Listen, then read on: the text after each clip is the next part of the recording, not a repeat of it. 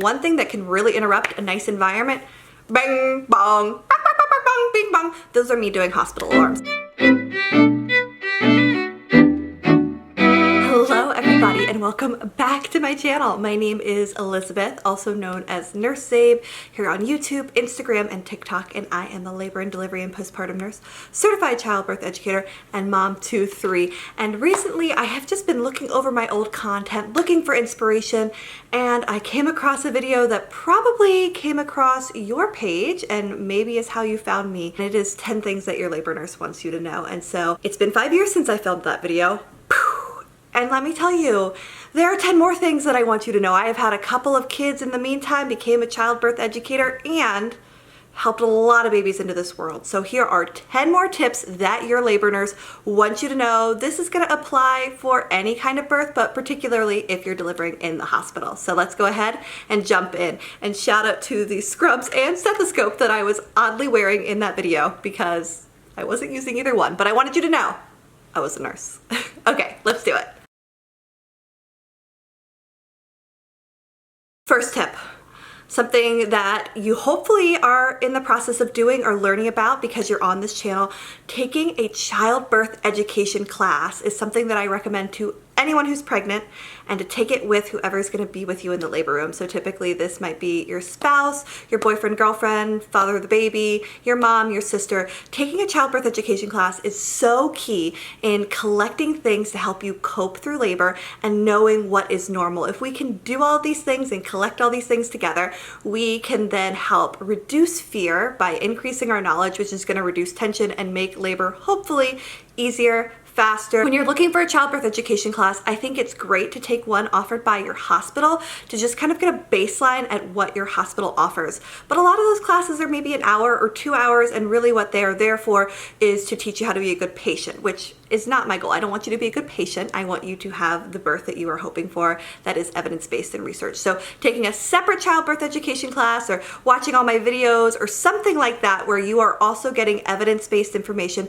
is going to help you best decide what preferences you would like for your birth. And I think it's important too, when we're researching and making a birth plan or preferences, if we want to write those down, that we don't just think about how our birth would ideally walk out, but what if you needed an induction, or what if there was an indication for a cesarean birth? How would you like those events to play out as well? So taking a class with your partner so that then they know what's normal, they know what you want advocated for while you are in your labor mind is going to be really, really beneficial. Now going from that, the other thing that you will learn in a childbirth education class is how long early labor can take, especially with your first baby. So I really recommend, this is my tip, to make your labor as short as possible. When you're in early labor, pretend like you're not in labor. Ignore it, ignore it, ignore it until you cannot ignore it anymore. So if it's during the day and you should be up and about and eating, do that. If it's nighttime and you should be sleeping, do that. If it's afternoon and you could be taking a nap, do that. So often what I see happen is people come in finally in active labor to the hospital absolutely exhausted because they have been up and excited and timing their contractions that were 20 minutes apart. But really our goal is, if we sleep and rest in that early labor phase, you're not going to miss labor. Once it gets active, you will have the reserve that you need to make it up that mountain to finish that marathon and have your baby. So that being said, right, labor takes time, especially with your first baby. If you're in the hospital for an induction, that induction might take days. It might take days to get labor started because your body wasn't quite ready. If it's an elect induction and they haven't broken your water, sometimes you can say, hey, I'm gonna tap out and I'll come back in a few days. If it's a medical induction where it's safer for your baby to be in the outside world than it is for them to be in your belly, well, then we're just gonna be patient. I recently had a patient who came in to be induced on Wednesday and had a beautiful, spontaneous vaginal birth Saturday night. It was a long road and she was patient and she did amazing with that. The next thing that I want to talk about that I have learned so much more about in the last 5 years is how magical movement is. Movement is magical. Moving your body, changing your position, moving through your contractions helps reduce tension, and it helps your baby navigate their way through your pelvis to be born. So once things are getting really, really active and you need to be doing something during your contractions, I recommend changing changing positions about every 30 minutes or so. And this is both without and with an epidural. So we can still definitely be changing your position with an epidural. Depending on how heavy it is, you might even be able to get on hands and knees or push in a squatting position, but definitely turning from side to side using the peanut ball because, and this is tip number 4, your pelvis, super mobile thanks to the relaxin that is coursing through your veins. Based on different positions, different parts of your pelvis can open. So you have an inlet to your pelvis, a mid pelvis, and an outlet. And all of those are opened differently by different movements that you'll do. Now, when you don't have an epidural, you're gonna do these movements intuitively. When you do have an epidural, that's when your nurse gets to put on their detective hat and help you do those movements and figure out how to help baby come down, because babies want to come down and they want to be born. So when we change our position, that's going to help them ease their way into the very best position possible. And I am not going to go into too much detail in this video because I have a whole video about magical movement coming up for you guys shortly. Now, when you are laboring in the hospital, I love the idea of setting an environment that's nice, dimming the lights and everything. One thing that can really interrupt a nice environment, bang, bong, bang, bang, bang, bang, bing, bong. Those are me doing hospital alarms. There's nothing in that room that's going to be alarming that is an emergency, but it is super annoying. The other thing that can be somewhat annoying is often those alarms, if they're going off, are not going off in the rest of the unit. So if your nurse isn't in the room, they might not realize. So if something is alarming in your room, please call us on the call bell so that we can come and take care of that. And maybe if it's something that's been going off pretty frequently, we can figure out a way for us to show you how to silence it. I mean, don't go touching pumps and all sorts of things if your nurse hasn't given you the go-ahead, because you don't want to mess anything up. But sometimes we can figure out a way to make things less annoying for you in your labor room, because that's always our goal, to enhance our environment, because when we have an enhanced environment, it helps support labor hormones. Remember, everything that we're talking about here today is how can we help support your body, support your labor hormones, support your psyche to get your baby down and out. Okay, the next one that is so important is understanding that different providers, whether it's an OB or a midwife, have different ways that they practice. And some of them are really flexible, some of them are super into evidence-based research, and some of them are a little bit stuck in their ways. So when you are looking for a provider, I think it's wonderful if you try to find a provider that really wants to have a collaborative relationship with you. Now, there are a few different ways that we can kind of figure this out. One is going to leapfroggroup.org and looking up the hospital where you're hoping to deliver. On that website, you can look at what the primary cesarean birth rate is, or the first C-section for somebody who never had one before. And the other thing that you can look up is their episiotomy rates. And you should see where those levels should be and if the hospital's over or under that. That can help you choose a hospital. And then going from there, you might then also ask friends and family around you who have had their births if they felt heard and supported in their births, because that's so important. Now, some of my subscribers definitely are in more rural areas where maybe there's one OB and there's one hospital. So in that instance, we need to have somebody on our team who is there to help support us in making the decisions that feel best and right for us. And that's where a doula can really come in handy. Or just, again, going to that childbirth education with your partner and figuring out what you want and what you want to advocate for during your birth. Now, it stinks and it's so annoying that we still need to be advocating for these things that should maybe be common practice, but kind of going in with somebody there in your corner, whether it hopefully is your birth team or your doula or your partner, is going to be so important in having the birth that you are hoping to have. Another person that I think should be on your team when we are talking about pregnancy and childbirth is a pelvic floor physical therapist.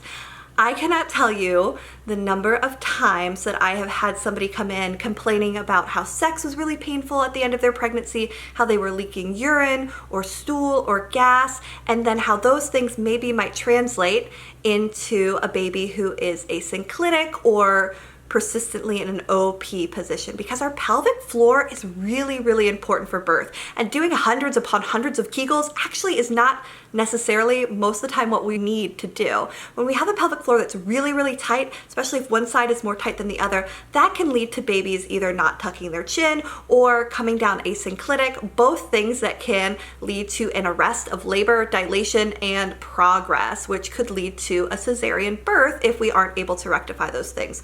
So there are a lot of positions and movements that I can do during your birth to help kind of level things out and give baby the best area to come through, but some of these things it's really important that we're doing before birth. So if you have a pelvic floor physical therapist in your area, I really recommend seeking one at the beginning of your second trimester if you have any issues, and then as issues arise, and maybe even once before delivery, so that they can go over how you can best protect your pelvic health while pushing out a baby, because your pelvic floor is there for the rest of your life. So not only do we want it to be in good working order during pregnancy so that babies can pass easily through the pelvic floor, we also need it to be in good working order after your pregnancy so that it can support, I don't know, your bladder, your uterus, and your rectum. Kind of important.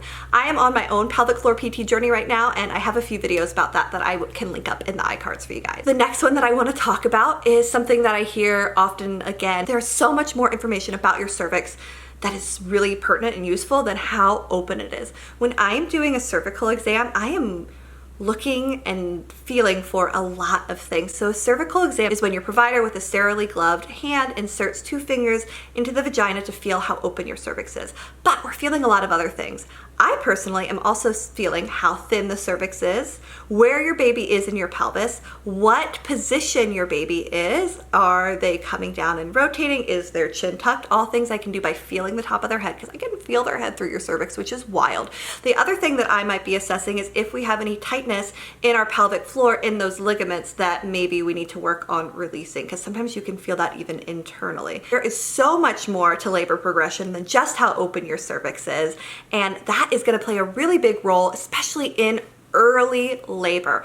Early labor might be going on for a long time, and you get to the hospital and you've only dilated maybe 1 centimeter more than you were before, or you haven't dilated much at all, but your baby has thinned out your cervix a whole bunch and your uterus has helped to rotate your baby and bring them down into your pelvis. That's great and important work, and I don't want anybody to be discouraged by how slowly their cervix is opening. It's not a crystal ball. You probably aren't going to hit every single number on the way to birth, but you might, because we're going from 1 centimeter or even close all the way to 10 centimeters where there's no cervix left around your baby's head and your baby's able to descend into the birth canal and be born, which is amazing. So we harp a lot in the birth world about creating birth plans and birth preferences, and I think that those 2 things are super important. But I think arguably what can be also equally as important is creating a plan for postpartum. Yes, birth is a super big event in our life, but postpartum is as well, and arguably is going to last far, far longer. So when we're thinking about planning for postpartum, let's think about like Maslow's hierarchy of needs, right? How are we going to sleep? How are we going to eat? How are we going to make sure that our basic needs are met? And I'm not saying that we need to be self-actualized at the end of this, but then also we need to be thinking about how we can recognize signs and symptoms of postpartum depression, anxiety, or other mood disorders in ourselves, and how we can seek out help for those things. Having a postpartum plan, who are going to be your resources for help? Who is going to be in your village? How are you going to create a village if you don't already have one? And then how are you going to recognize if there's a postpartum mood disorder or something else going on is so important. As far as creating a village, obviously friends and family are fabulous. Having an IBCLC that you can reach out to, whether that's through the hospital or somebody in your community, also great. Postpartum doulas, you know I'm a doula fan, they can be really, really beneficial. So having these conversations with your partner, not just planning out what stroller you're going to buy, but also how are we going to deal with sleep deprivation? How are our roles going to change? Who is going to be getting up with the baby in the middle of the night? Who is going to be helping make sure that you can get that really restorative 4 hours of sleep that is our best defense against postpartum mood disorders? So while we're planning for birth, I also really encourage you to plan for postpartum, and I do have a video all about how to do so that I'll link in the iCards. Okay, the very last thing that I want you guys to know is that a lot of times you will hear somebody say, oh, well, at least the baby was healthy, at least you're healthy. And having you be healthy at the end of your delivery and having your baby be healthy are really, really important. And I don't want to say that they're not, because they are. But there is so much more to health than not being dead or seriously injured, right? Our mental health matters a lot too. And so if you have a birth that you've planned and you've hoped for and things go completely awry, you are allowed, and I don't even like that term, but encouraged, right? To feel what you're feeling and feel it strongly. It is okay if you are so happy that your baby is here safely, and also so sad that your birth story did not go as you were hoping. It can be really rough, and things can arise that you did not plan or anticipate for in childbirth.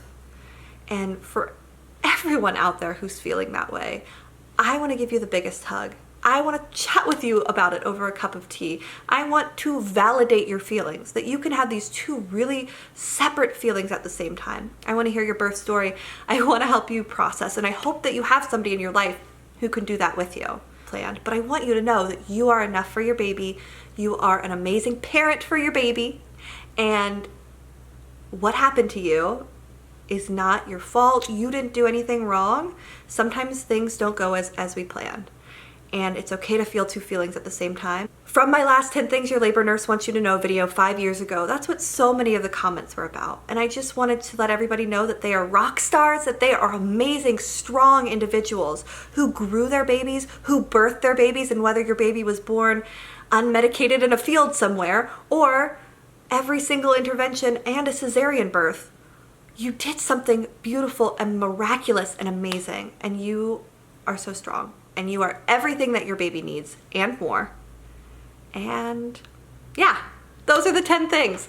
I hope that that was helpful. Definitely, if you want further clarification, leave some comments down below, because from these 10 things, I could talk for hours, but I don't want to get too verbose. Until next time, bye guys.